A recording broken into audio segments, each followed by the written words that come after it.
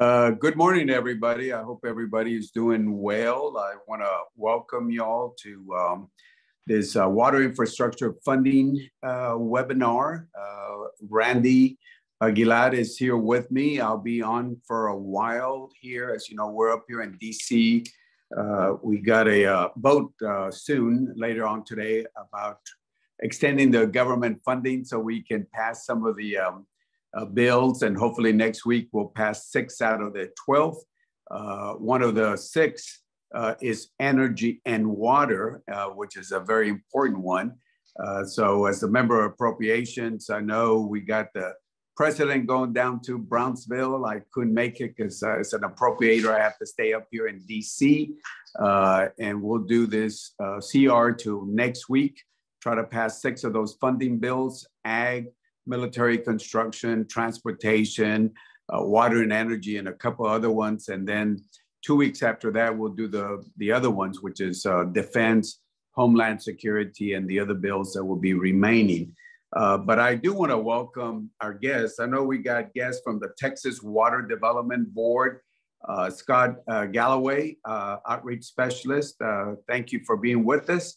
And then I see Keta Caballero, which we've known each other when I was Secretary of State, and she did a wonderful job there at the Secretary of State, at the colonias and water and sewage. So certainly I thank her for her great experience. We also have Betty Soto, area specialist from the United States Department of Ag, USDA. Betty, it's always a pleasure being with you. And then we got folks also from the U.S. Army Corps, and we have Kathleen Spinlane, the Chief Civil Project Management Branch, and Joe Lujan, Chief also with the Civil Works Program section. And then for our guests, I just want to let you know that we got a huge turnout from folks, and they are from my different areas, my different counties. I have 9 counties. Starts off with Bexar County, part of Guadalupe, Atascosa, goes down to McMullen, and then of course Webb, Jim Hogg, Duval, and Starr County. So we got 9 counties that go from the San Antonio area down to touching part of the Rio Grande Valley. So we got a good turnout, and I certainly want to welcome our folks that are present here. And first of all, the purpose of this water infrastructure funding webinar is very simple. We just want to talk about funding opportunities for water and wastewater infrastructure. This are important to the constituents that you all support. So we're talking about today from both the state and the federal government, the funding opportunities that can be used for water planning, water infrastructure and financing, water conservation, drought response, wetland restoration, and many more. And again, this is something that you will have an opportunity to talk to our experts, both from the state and the federal government. I do want to say that, one of the things that we did a couple of years ago was the bill that I supported along with most of the members was the bipartisan infrastructure law, which is the largest investment that we've had for our roads, broadband, and water infrastructure in American history.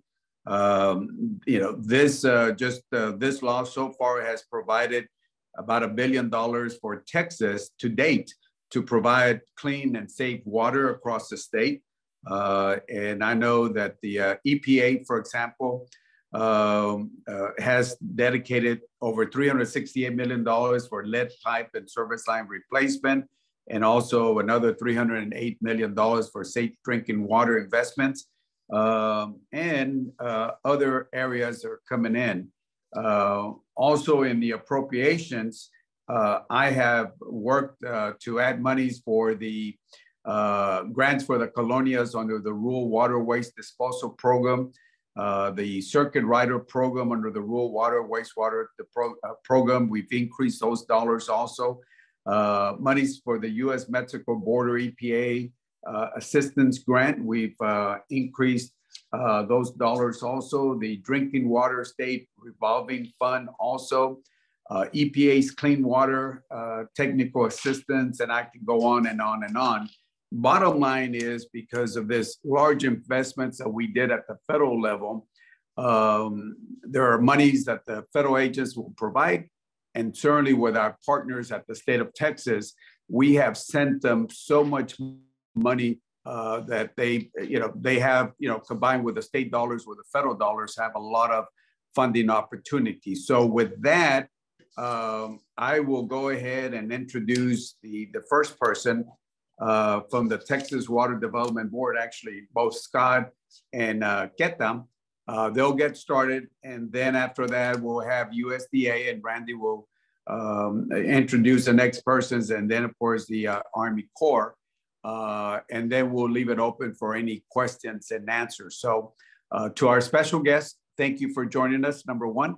And of course, to the folks that I represent in the 9 counties, thank you for being here with us. So with that, I'll have the Texas Water Development Board get started. If any of y'all have any presentations, if you want to put them up on the screen or get them over to Randy, and Randy will share it with everybody and make sure that you get copies of whatever information is available. So with that, thank you, good morning, and why don't we start with the Texas Water Development Board. Thank you for being with us. Thank you. Well, thank you, Congressman. Yes, I'm Scott Galloway. I'm an outreach specialist with the Texas Water Development Board. And my role is to market and promote our financial assistance programs that the Water Development Board offers. We offer a variety of state dollar programs and a couple of federal dollar programs. So we're just pleased to be here this morning and talk about some of the new things and exciting things that are happening with TWDB. I'm going to share my screen now. And here we go.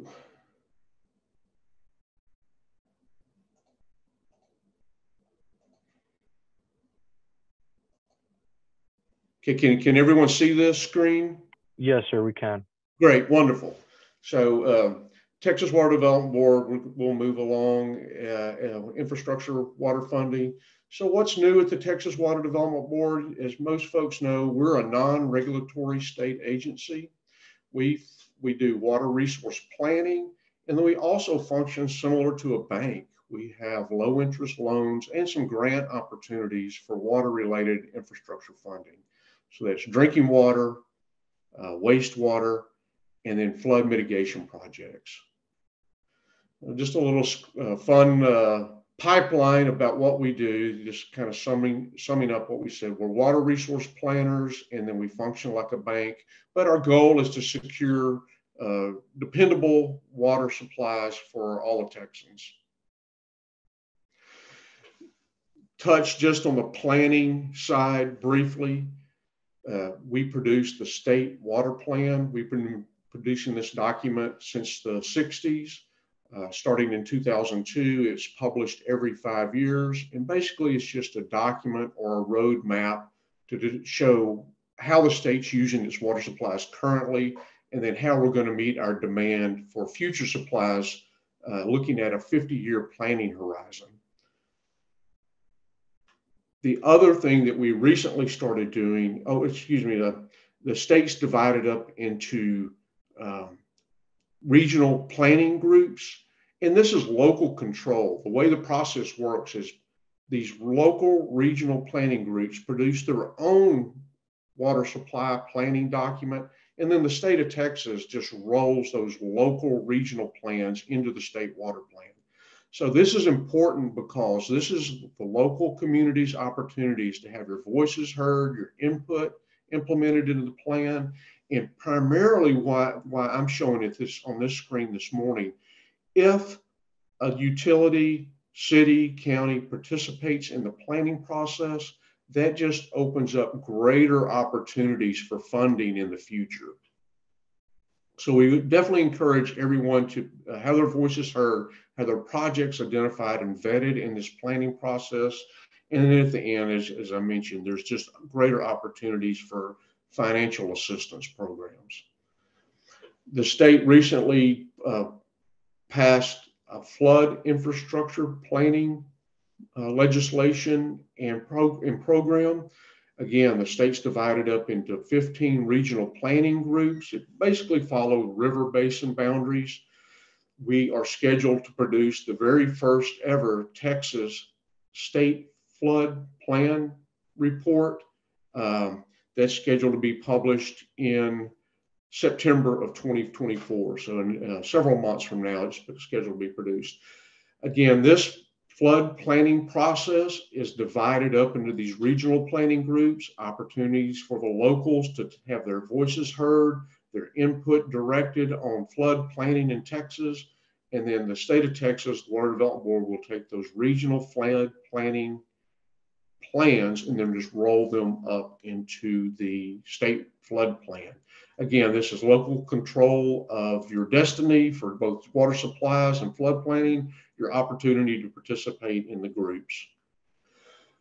Just want to give a little bit of a shout out of what we've been doing since 1957, since we were first created by the state legislature. We've committed over $33.6 billion in infrastructure funding to communities across the state. But why do communities come to the Water Development Board for funding? And it's really this cost savings column, this column on the far right-hand side.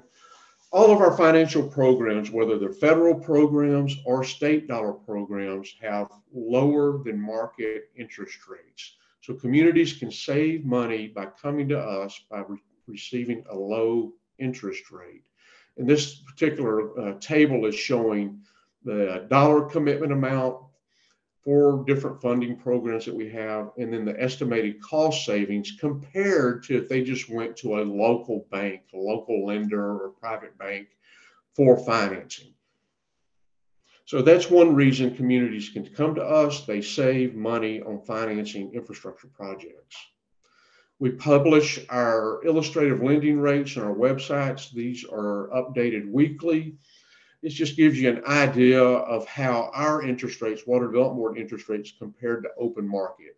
And of course, open market, all the types of economic factors are determined there. So based on a community's interest rate or credit ratings, economic conditions of a given time, those determine Water Development Board's interest rates and just current market rates too.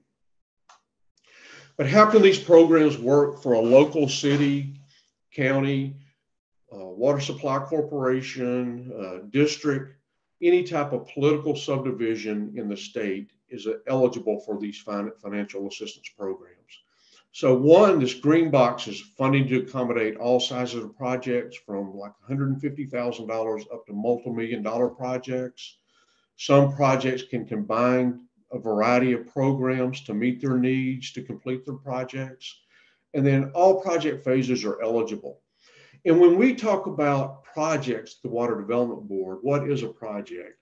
That's going to be something very specific, infrastructure related. So that could be a new drinking water well, it could be a new treatment plant, it could be a lift station on the wastewater side or a collection system on the wastewater side, pipeline projects, new construction and repair and rehabilitation of existing facilities. So when we talk about funding something, we're talking about something very specific. And then those project phases are broken into planning, so permit planning, those type of things. Design, the design would be an engineering design for what you're going to build. Acquisition, if you need to purchase property, we can finance that. So if you need to purchase property for a new well site or a new treatment plant site, we can fund that activity. And then the construction activities. And then, as I mentioned, construction can be brand new construction for new facilities, or it can be rehabilitation of existing facilities. And we do a lot of that type of work of repairing and upgrading and improving existing facilities. And then the red box, the final one, this is really just mentioning or directed toward our state dollar programs. Texas is blessed with AAA bond rating. That's ratings from some of the credit agencies such as Fitch and Standard & Poor's. And so that's important because if a community comes in for funding, they may not have a credit rating, or they may have a low credit rating. If that's true, they can, on the state dollar programs, they can piggyback on Texas AAA credit rating and get the best interest rates. One thing that's exciting about Water Development Board funding right now is we have new dollars. We have supplemental federal dollars from the Infrastructure Investment Jobs Act that was signed into law back in 2021. So Texas received a new portion of supplemental federal dollars for the next 5 years. And then the thing that's been making a lot of headlines since November of this year is the new Texas Water Fund. This is the new fund that the Texas legislature created and voters approved back in November of 2023. And this is some of the legislation, but it creates a new Texas Water Fund for the Water Development Board. And this is just some highlights of the legislation. Voters overwhelmingly approved it through a constitutional amendment, Proposition 6, and so it creates the new Texas Water Fund. What is the new Texas Water Fund? Well, it is funds for new water supplies. It includes conservation strategies, water loss mitigation projects, such as replacing leaky pipes or water loss in a drinking water distribution system. It also creates a new statewide water public awareness program. And it ensures that a portion of monies have to go to rural projects. So some of the big things, the big ticket items for the new water supply fund or the new Texas Water Fund is it can look at creating desalination projects, produced water from the oil and gas industry, aquifer storage and recovery projects, and then the development of infrastructure for transportation of water projects. One thing that I'm really excited about is the Proposition 6 of the new Texas Water Fund can transfer these new dollars into existing programs. And I really like that because it takes a long time to develop a new funding program. You have to go through policy, rulemaking, public input, all of those type of details. So that's all well and good, and it's necessary for creating a new program. But what we're hoping is with this new Texas Water Fund, these programs that are highlighted on this screen, they're already existing programs. They've had the rulemaking, they've had the policy development, they're defined, the procedures and details are all implemented. And so we will just have a new kind of cash deposit into these existing programs. So I'm happy about that, and hopefully that can expedite moving some of these new Texas Water Fund dollars out of our agency and into the local community for water supply projects. There's a new website we have for the Texas Water Fund to share information about what's happening with the new implementation of the Texas Water Fund. One is a frequently asked questions document just to kind of explain more details of what I'm sharing this morning. And I know I'm talking quickly and going through these slides quickly, but there's just a lot of details I want to cover this morning. So please take a look at the FAQ document on our website. There's also an implementation timeline associated with it. There's also stakeholder opportunities, and I want to highlight that on this particular slide. There are 3 surveys on the website. We're requesting stakeholder input currently. You can go to the website, fill out the surveys. We're very concerned and very interested in how the community, stakeholders, the water industry peers are perceiving this new fund, and we want to listen to the community and the citizens of Texas as we move forward in implementing the new Texas Water Fund. The other thing I want to make sure everybody is aware of, we're having a stakeholder meeting, an in-person meeting on March 20th, here in a few weeks, in Austin. And we're welcoming the public, the general public, to come to this meeting. And there's also going to be an online option available for the stakeholder input meeting.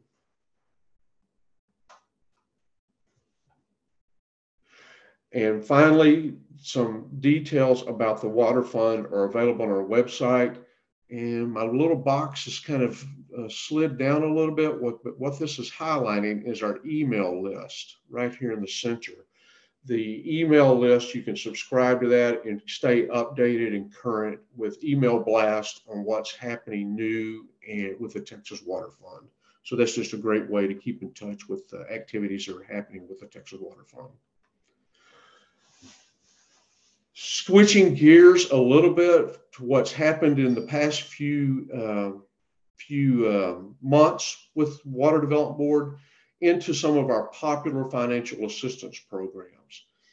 The golden or yellowish colored text highlight our federal programs. That's the Drinking Water State Revolving Fund and the Clean Water State Revolving Fund. These are the programs the Congressman mentioned. All 50 states participate in this program. Water Development Board is the administrator for these federal dollars. And then everything else you see on the screen are state dollar programs. One thing I want to mention about the Clean Water and Drinking Water State Revolving Fund programs, these two programs are probably our most popular programs because they offer a grant opportunity. And it's not technically a grant. Technically, it's loan principal forgiveness.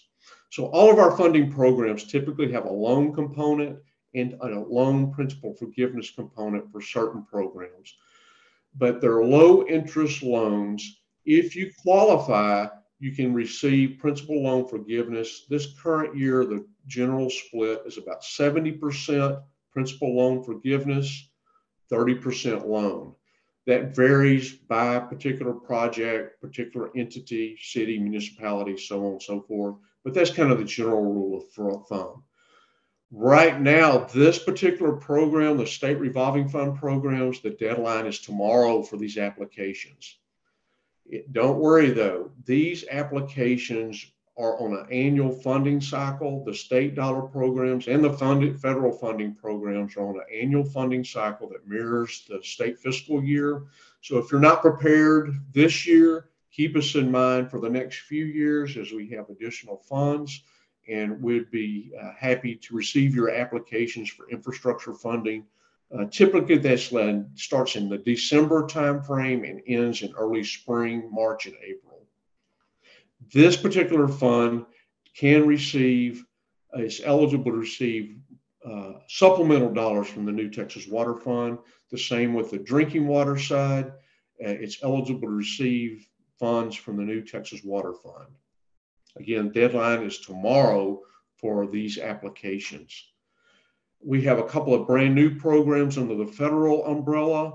These are emerging contaminants. Emerging contaminants are basically forever chemicals that are starting to be identified in drinking water and wastewater systems. These are things like pharmaceuticals, paints, a lot of type of chemicals. We have some specific funding to address emerging contaminants. That application is due April 1st, 2024. And again, we'll have future funding rounds in the 2025 and beyond. We have a new lead program. Again, this is tied to federal funding, the Drinking Water State Revolving Fund. Again, it's specific for trying to remove and replace lead service lines in drinking water systems. The service line is that section of pipe between the water main and a home or a dwelling or a building.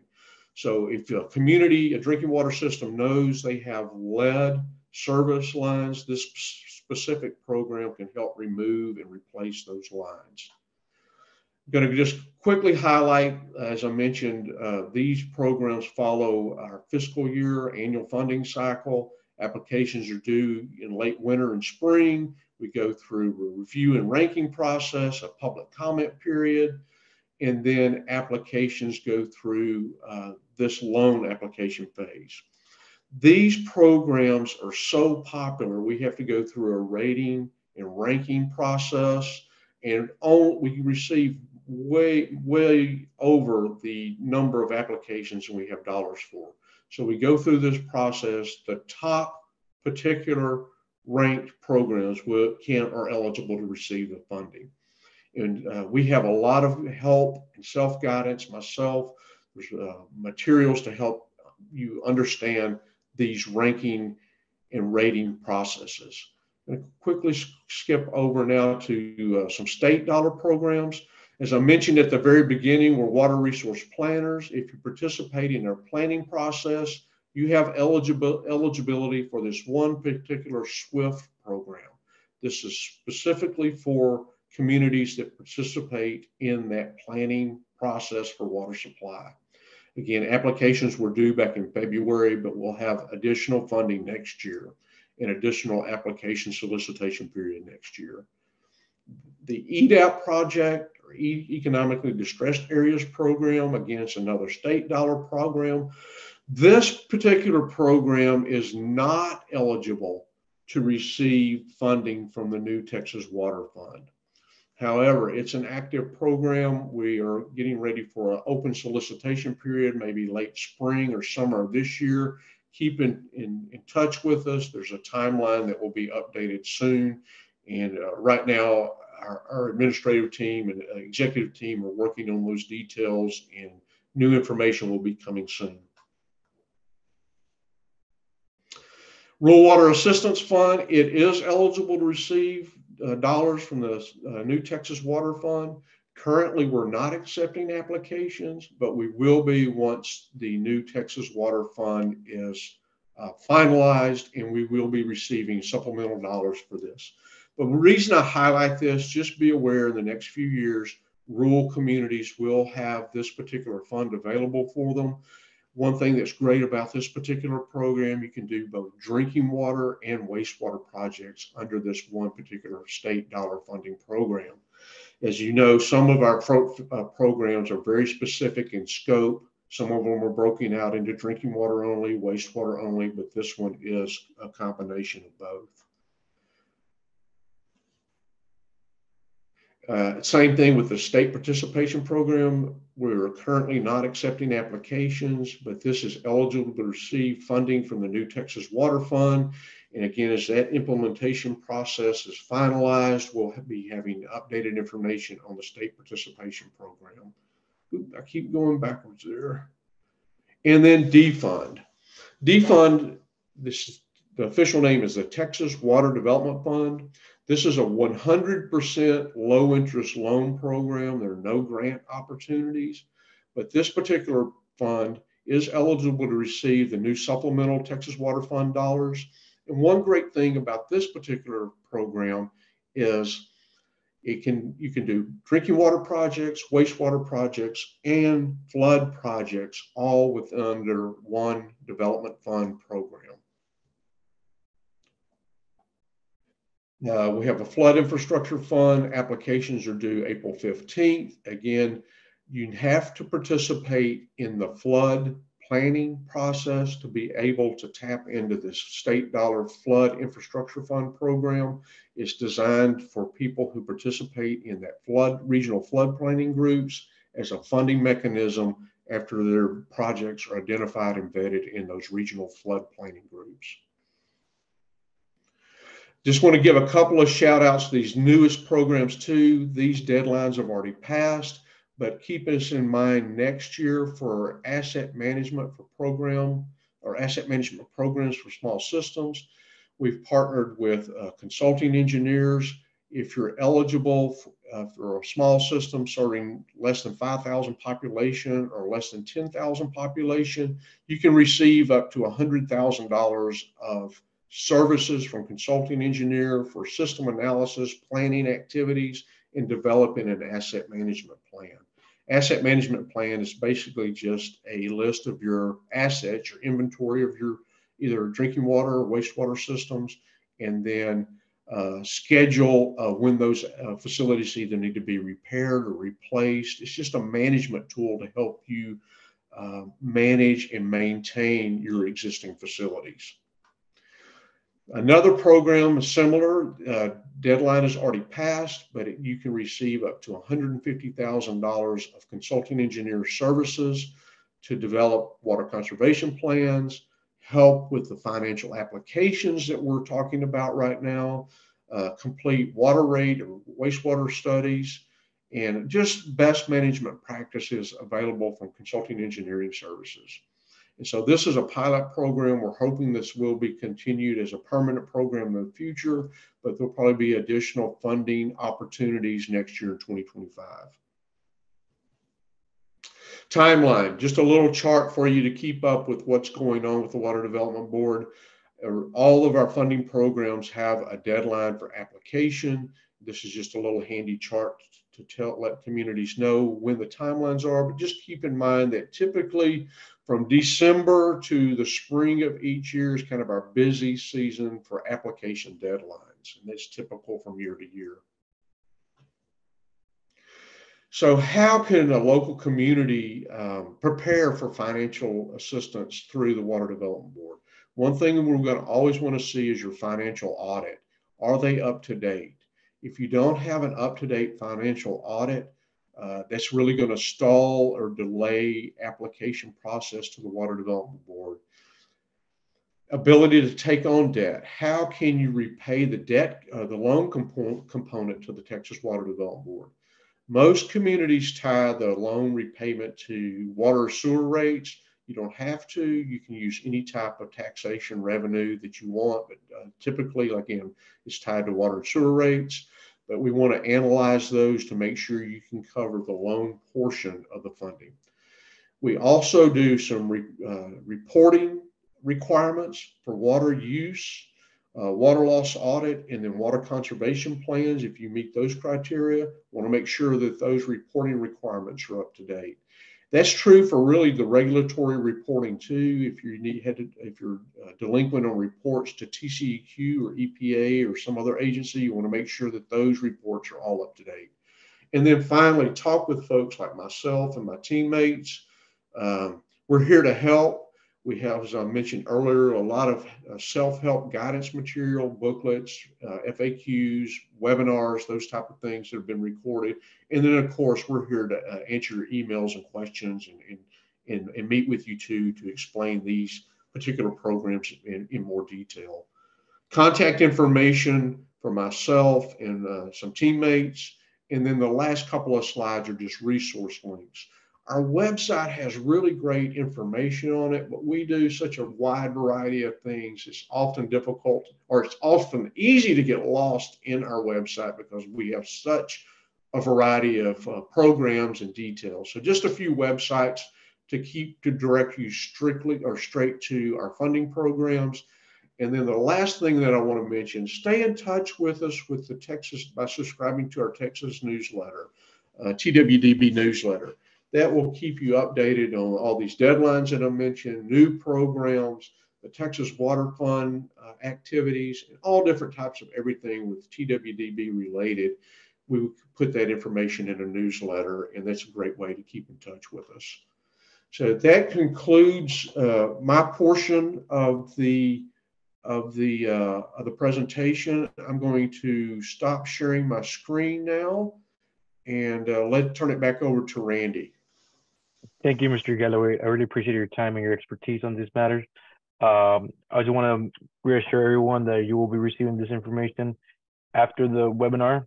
And if you have any questions, please email me. I already put my email on the chat, and we will have a Q&A after the webinar once everyone's concluded. So for now, we have Betty Soto from USDA. Betty?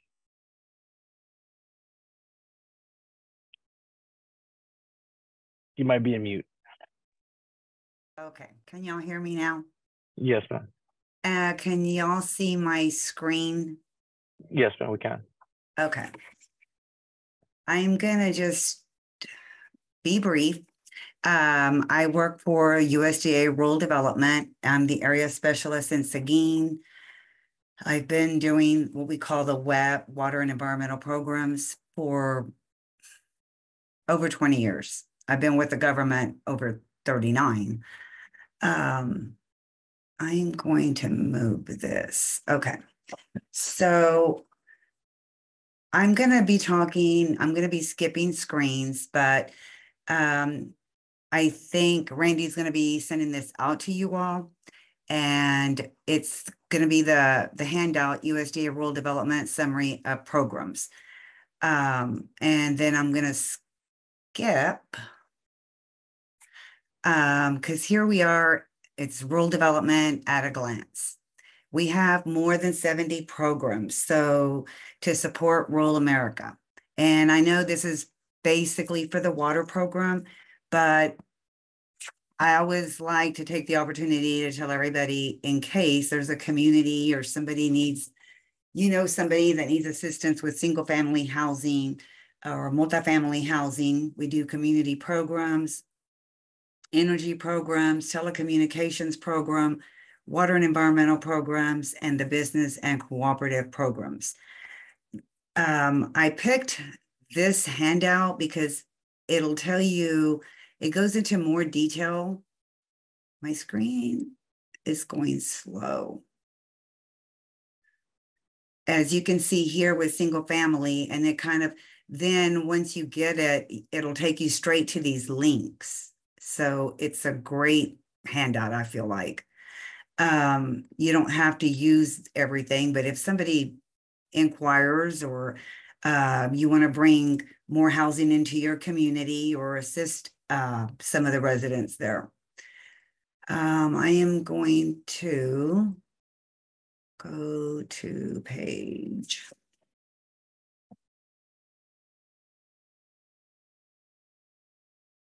8.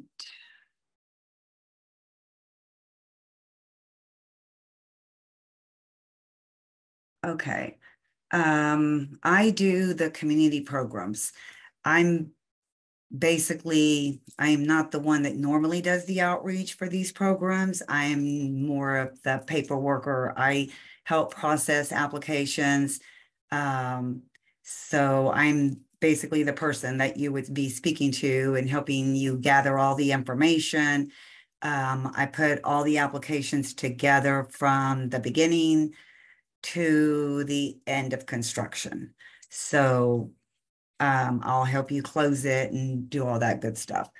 So I kind of wanted to squeeze this in because there's lots of money for the community facilities as well, which it would involve sort of like with the WET program. If you've got, say, you need an office building, if this is more like for the water supplies or the districts, and you need a new office building or to house some of your equipment, you would do the application under our community facilities. If you need like a generator as well, that would be the program. But if you want to contact me individually, then I can get you more information on that. The Rural Utility Service, which is what our programs are under, also does the energy type projects. And this program guide, if you go down here, it'll give you the programs, then a little overview of each program and who can apply for these programs, the population, whether there's a population, because a lot of our programs have a population limit. Some do not. And this will kind of like gear you towards the right direction. And then there's some additional information here as well. As you can see, it's got loans and loan guarantees. A lot of our programs are both direct and guaranteed. And here is the water and environmental. It starts off like with the Circuit Rider program, technical assistance for rural water systems.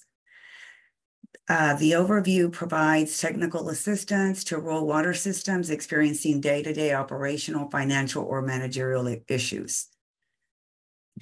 The applicants can be government organizations, nonprofits, or tribes, legal authority to own and operate the water facility. The population they work with is rural areas with a population of 10,000 or fewer. This circuit rider program, for example, like Texas Rural Water Association, Communities Unlimited, these folks receive grant funds to assist our applicants in helping put some of these projects together. So if you are one of our applicants or thinking of filing an application, their fees would be free to you. Basically, the government has provided them grant funds, our agency, to go out to these communities and help you all. So if you need contact information for them, I can get those to you all. The Emergency Community Water Assistance, what we call ECWAG program, it helps eligible communities prepare or recover from an emergency that threatens the availability of safe and reliable drinking water. Grants can be used for maintenance, to build water line extensions, repair breaks or leaks in existing distribution lines, and to build intake or treatment facilities. Local governmental organizations can apply, nonprofits, and federally recognized tribes. Again, the population is 10,000 or less, and this is a grant. The terms and conditions for the water transmission, the grant maximum is $150,000. Water source grants maximum is $1 million. Partnership with other federal, state, local, private, and nonprofit entities are encouraged. And then you can click and go to that website, because a lot of these programs, of course, every year they may change a little bit of the regs, or sometimes they'll increase the amounts that on the grant side that you can qualify for, but it gets more into the specifics for you. Grants for rural and native Alaskan villages. I'm gonna skip over that. The revolving funds for financing water and wastewater projects. I'm going to skip that one too, because I want to get the Rural Decentralized Water System Grant Program. This increases access to clean, reliable water and septic systems for households in eligible rural areas. Funds can be used to build, refurbish, or service individually owned household water well and wastewater systems. Applicants can be nonprofits, colonias, and federally recognized tribes. The population is rural areas with population of 50,000 or fewer. Program type is a grant. The terms and conditions, a 10% match is required and may not be an in-kind match. These, what we call SEARCH, it's the Special Evaluation Assistance for Rural Communities and Household Grant. This search, and we also have another one, we call it a PPG, the Pre-Planning Development Grant. I might skip over some of these others because I want to be sure to have enough time to tell you all about these two. The search is, it helps small, financially distressed rural communities pay for the pre-development, feasibility studies, design, and technical assistance on proposed water and waste disposal projects. Funds can be used to support proposed projects to build or improve rural water, wastewater, solid waste disposal, or stormwater disposal facilities, or to make public or private improvements. Government organizations, nonprofits, and federally recognized tribes may apply. Rural areas with population of 2,500 or fewer, and with the median household incomes below the poverty line or less than 80% of the statewide non-metropolitan. So basically, if your median household income is below $53,988, that would be the 80%, because our state median household income right now that we're using is $67,486. And one of the other differences from the PPG is that it's for 2,500 or fewer.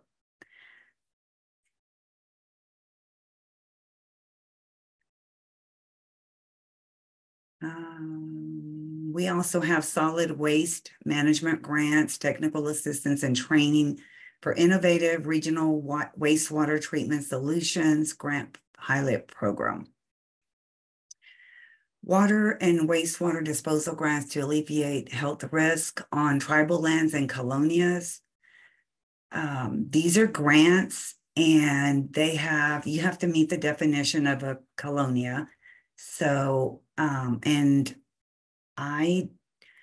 there's very few, there's a lot in South Texas, but very few. I'm out of Seguin, and I service the Fredericksburg counties. There's a Fredericksburg office, Seguin office, and Edna. And that basically is just a separate pot of money to help the Colonia area. Water and waste disposal loan and grants. So this is the one that the surge in the PPG and this water and waste disposal loan and grants, they don't have, we don't have a deadline. We take applications year round. And it provides funding for clean and reliable drinking water systems, sanitary wastewater and solid waste disposal, and stormwater drainage to households and businesses. Funds can be used to buy, build, repair, and improve public water and waste treatment and the collection systems. And now let me see if I can.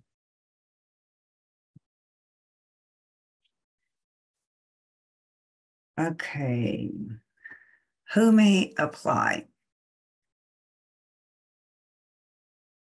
It's for most state and local governmental entities, private nonprofits, federally recognized tribes, the rural areas with population fewer than 10,000, colonias and tribal lands included. Program type or loans, grant if available. The terms and conditions, the loan term will not exceed 40 years. And this is our website. And, oh, excuse me. That's okay. The interest rate as of January 1st, 2024 is we have a poverty rate of 2.25, an intermediate of 3%, and the market is 3.75. Most of our clients fall under the intermediate rate.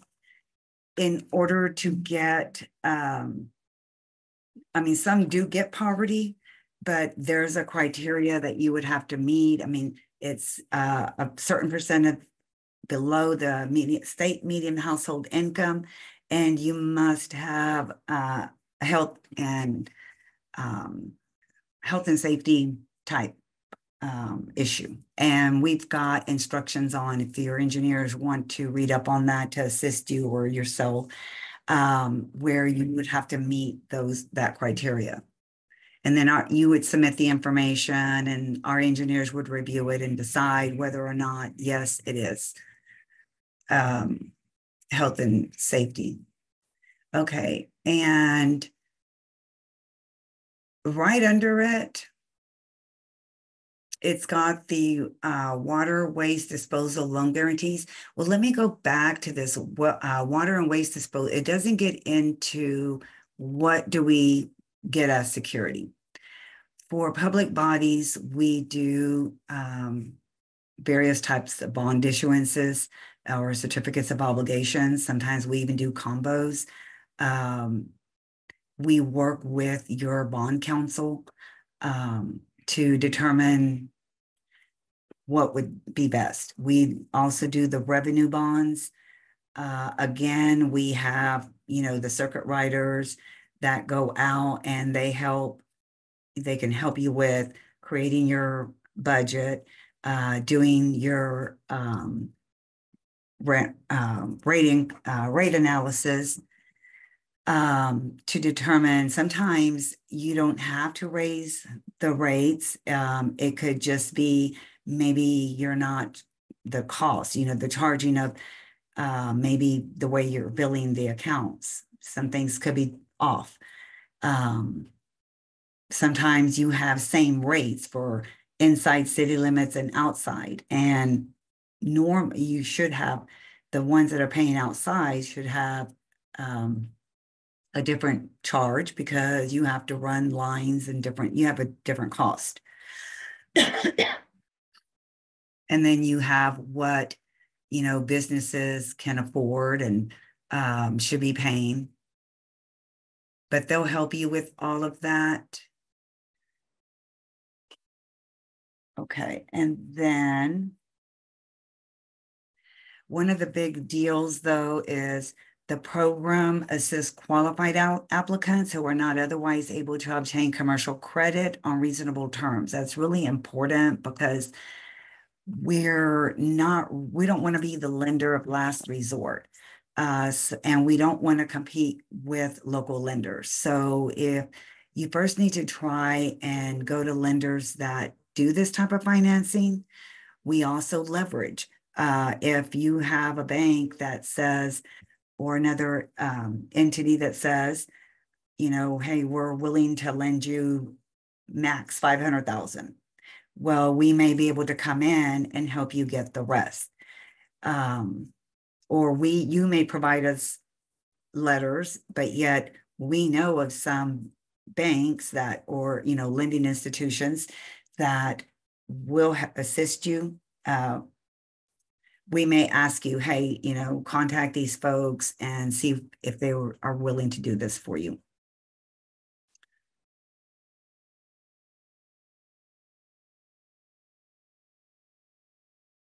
The water and waste, water and waste disposal loan guarantees. Because there's some cities that are increasing in population. So we do a guarantee. You work through your lender. We basically guarantee, the guarantee goes to the lender. But it's for rural areas with populations of 50,000 or fewer. So, if your population is over the 10,000, you could go the guarantee route. The term and conditions for that one, will not exceed the 40 years, and the interest rate is negotiated between you and the lender.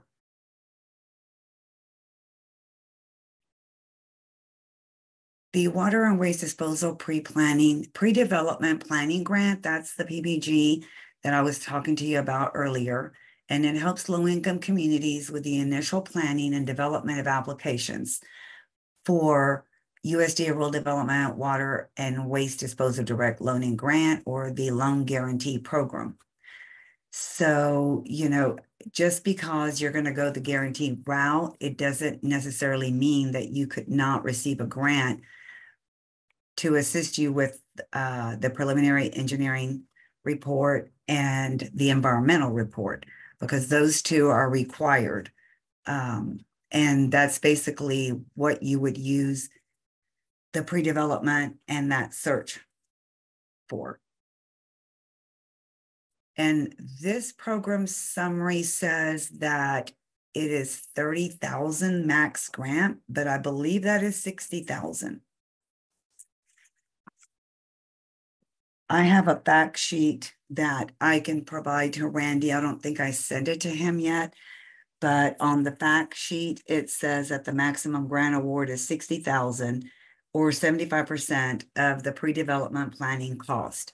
So, for example, if you have an engineering firm that's going to charge you $80,000 to prepare the preliminary engineering report and your environmental report, 75% would be the 60,000, and you would have to come up with the 25%. It's an applicant contribution, which would be around 20,000.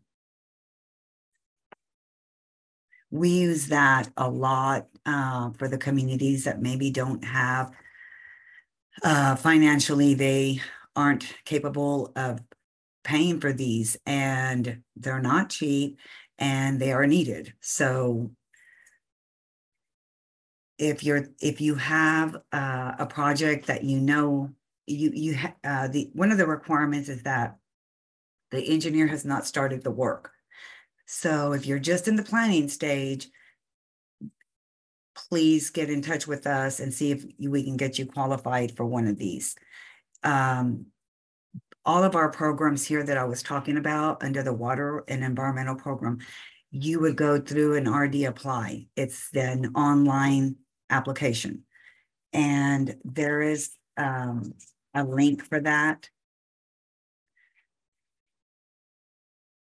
And you can get the link off of our fact sheet.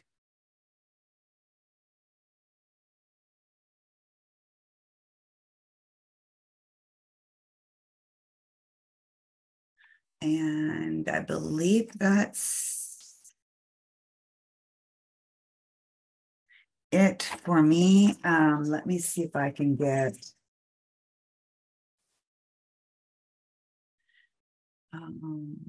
hold on.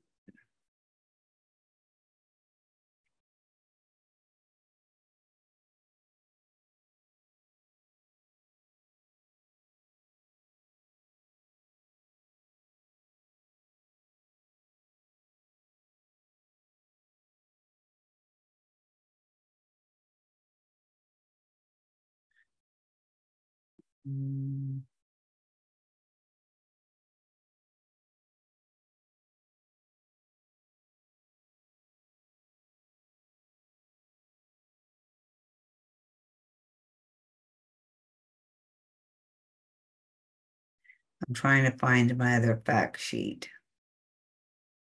Oh God, I did it too fast.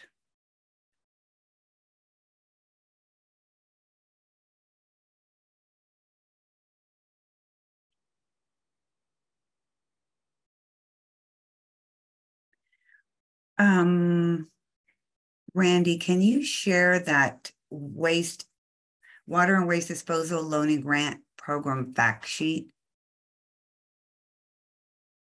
Yes, I can definitely share them that information as well. I'll include it with all the materials. Can you put it? Am I out of time? Yes, ma'am. Oh, okay.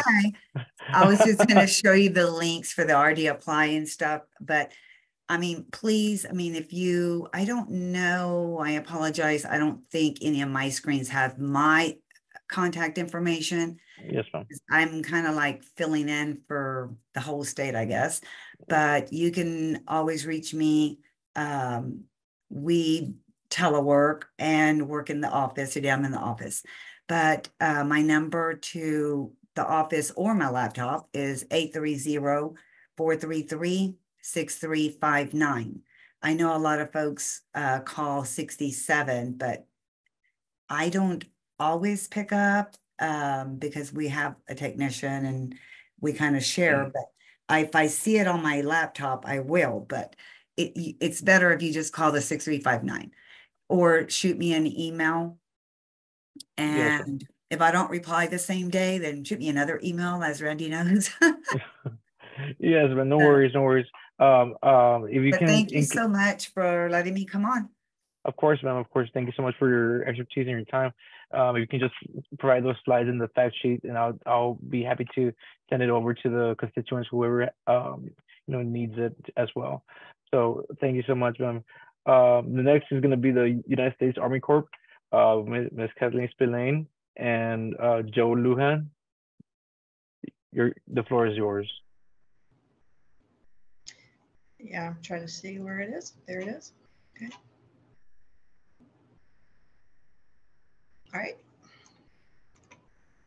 All right, myself and Joe Lujan lead the budget development process to seek federal funding for projects for the U.S. Army Corps of Engineers Fort Worth District.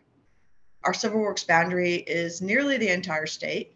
Because it's so big, there are 3 other districts that support the Panhandle, the Far West, and the coast.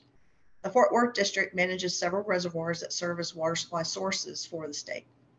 The water resource management role the Corps has is really an orchestration of working with our partners on the state, regional, county, and municipal level. It's our job to work together collaboratively to determine the water resource needs for Texans for years to come. The district is the beginning of the process within the core to help communities solve their water resource issues, whether by providing technical assistance or quality products to you, or directly planning, designing, and constructing structural solutions to address flood risk mitigation, environmental degradation, coastal restoration, or stream bank repairs, to name a few.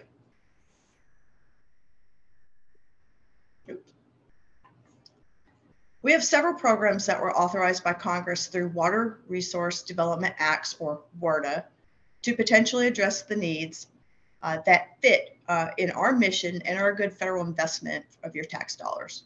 The ones I want to highlight today are cheaper and considerably faster in terms of working with the federal government that can help communities improve water quality, find a solution that they implement themselves, help inform building in areas near floodplains, or provide the necessary technical data for levy accreditation, which helps with national flood insurance costs, or help the Corps study flooding or ecosystem issues that are confined to a smaller area within a watershed and eventually construct the approved plan. On this slide, I want to show you just a few. The Environmental Infrastructure Program is constructing its first project under this Water Resource Development Act authority in Austin. This program is fairly easy to administer and has increased in popularity across the state. It doesn't per se have a cost limitation on it. I know we've been talking about funding with the USDA and TWDB. We have certain limitations on certain programs. This one doesn't necessarily have one, but we will go into more detail on this, but you can read it on the screen to see what it covers for the state of Texas. Then Joe's going to provide a brief overview of the planning assistance to states and floodplain management services in a few minutes, and we have a slide dedicated to CAP. It should be noted that most work the Corps does is with a non-federal partner that requires a cost share agreement. So in studies, the partner or sponsor must contribute 50% of the cost, while in design or construction, it decreases to 35%. Congress has recently provided a provision to use federal funds for a local partner's cost share match if the federal agency that has those funds does not expressly prohibit the use of the funds, or that activity is not expressly prohibited by that funding type.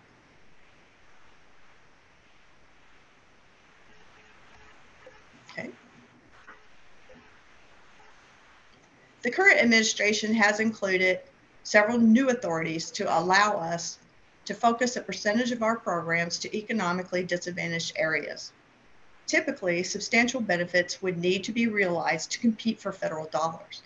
These are generally gained by evaluating the cost of damages to property versus the cost to protect those properties.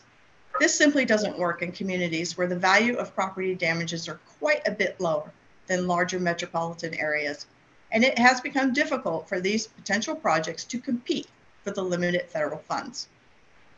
This slide provides a sampling of what Congress has initiated to solve that problem. How to implement some of these new rules are still under development, such as Section 118 pilot program, but planning assistance to states is available now. The first round of CAP projects for the pilot Section 165 was provided to the Assistant Secretary of the Army for Civil Works and should be released in April. With this pilot program, we expect it to be an annual where they select 20 projects from disadvantaged communities at full federal expense. It is important to understand the definition of economically disadvantaged, and I have provided that here along with a link to one of the main tools we use to determine if the project meets the criteria. So Congress provided the Corps with 9 standing authorities to study and build specific water resource projects. I've provided them here. This is all that are available. We generally work in 4 of them. Section 14, 205, 206, and 1135. 208, because it is very limited in dollar values. Anyone that has seen a logjam, it costs a lot more than $500,000 to remove some of the massive logjams we can have in our river streams. But these projects need to be requested by a local sponsor. That could be city, county, state, local governments, non-government organizations, but it has to be in writing, so a letter. Each authority has a statutory limit on federal funding, and that's what you see off to the right. They do not need further congressional authorization.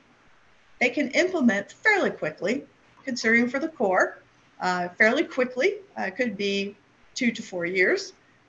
They have limited scope and complexity. The problem is usually obvious and understood. So then I'm going to hand this off to Joe Lujan to discuss the current floodplain management program. Thank you, Kathy. Good morning, everyone.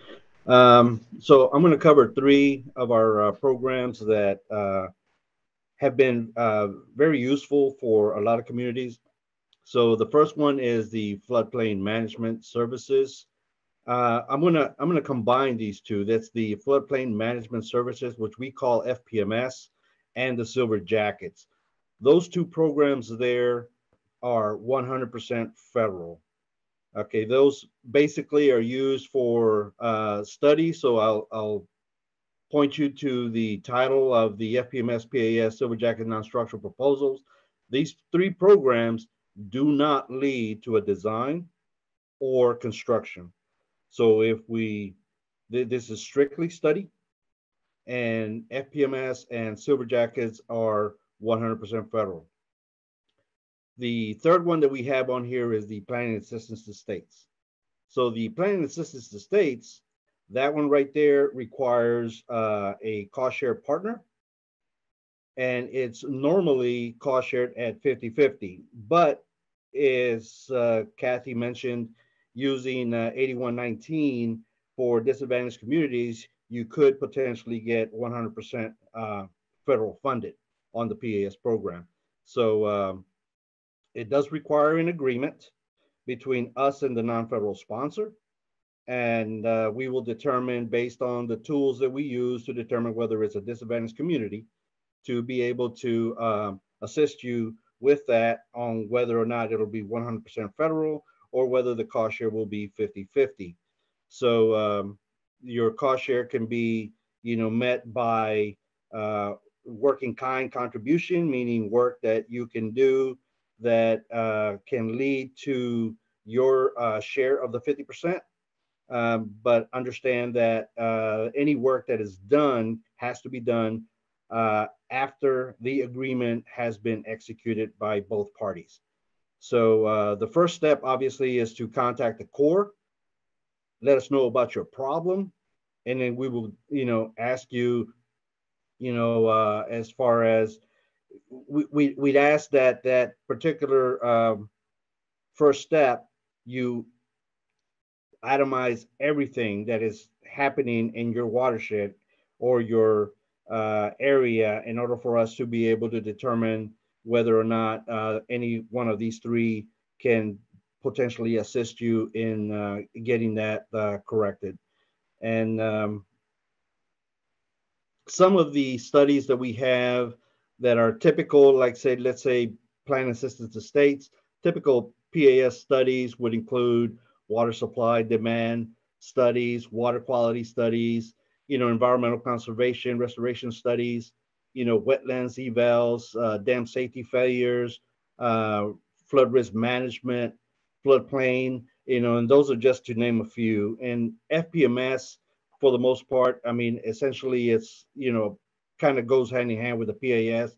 We do have floodplain delineation, hazard evals like dam break analysis, hurricane evacs, flood warning preparedness, regulatory floodway studies, and those are just to name a few.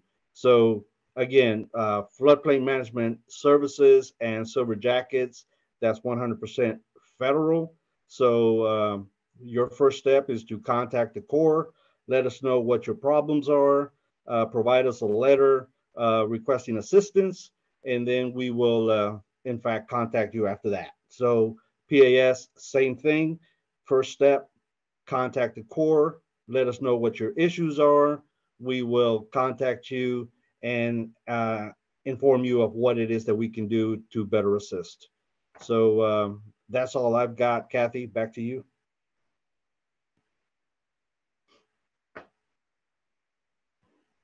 You're on mute, Kathy.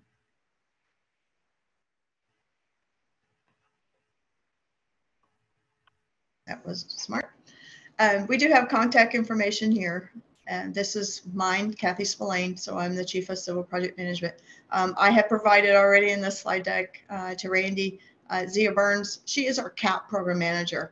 So we want to ensure that you do have her phone number for the record. The CAP program, that's the slides that we provided here. Lots of authorities, lots of opportunity here to solve water resource problems. So we want to make sure that you understand this and what it can provide. And like Joe said, we had that definition. So I want to make sure that this was clear on this slide. That is the definition of economically disadvantaged communities that was made official. So it's important to know that. And then this screening tool, the Council on Environmental Quality's Climate and Economic Justice Screening Tool is one of the tools we use to tell the story, but it is the initial tool we use to classify communities and whether they can qualify for some of these programs that do provide 100% federal funding. So with that, Randy, I will pass it back to you. Well, thank you so much, guys. I really appreciate it. Really appreciated everything you have done and the patience as well. So does anybody have any questions at the moment? We'll wait for about like at least a minute or two for us to receive the questions. And if we do not, then you always have my contact information as well. So we'll just wait for a little bit and see if we can, you know, gather some questions. I did want to say, I want to reemphasize the importance of applying for these types of grants, especially for colonias and the rural parts of our district. It's very important to do this because, you know, there's funding opportunities available. You don't want to just start the application whenever the application is posted. It's always important to do it at least a couple months back, and then whenever the application is posted, then you can start like nitpicking the application itself. So I would want to make sure you all know that. And you know, if there's any other questions that our office can help you out with, or you need a contact regarding whichever you know, grant application, but by all means reach out to me, and you will be getting all the contact information from the speakers themselves. And you know, I'm always happy to help as well. So I guess we do not have any questions at the moment, but again, thank you so much for joining us. The speakers, the panelists, thank you so much for taking your time, and you know, I know we corresponded very, very well within the couple weeks for this successful webinar. And again, to all the attendees, I'm going to be sending all this information to you all. And if you by any chance lose it in your inbox, or you just didn't receive my email, please reach out to me and I'll definitely send you a personal email as well. Again, thank you so much. I really appreciate your time. Thank you, Randy, for putting this on. Of course. Thank you, Randy. Of course. Always Thanks, happy Randy. to help. Bye.